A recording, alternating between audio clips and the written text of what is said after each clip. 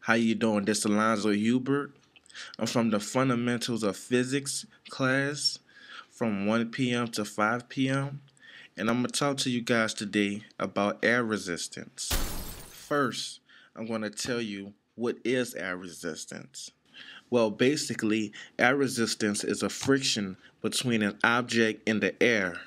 And now I'm about to explain to you what causes air resistance. Well, all matter is made from atoms and molecules. When something moves through the air, it bumps into an atom and a molecule. For example, a car. Air particles hit the front of the car as it moves through the air. Even though atoms and molecules are very tiny and very light, each collision causes a force on a moving car.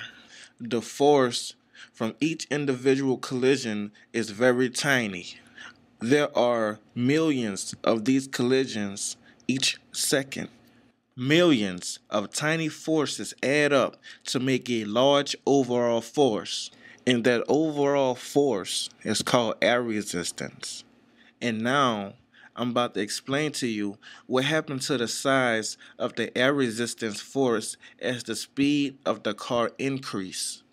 If the car is going faster, then it will hit the atoms and the molecules of the air even harder. And that means the tiny forces will be bigger.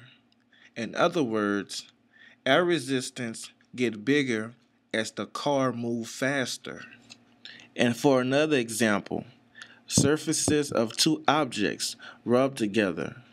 A friction force is generated that acts on both objects and opposites their relative motion. This is true even if one of the objects is a fluid, a gas, a liquid, such as air or water. And how does friction and air resistance work? Well, nobody really knows, not even my instructor. But friction force is general and air resistant forces are particular.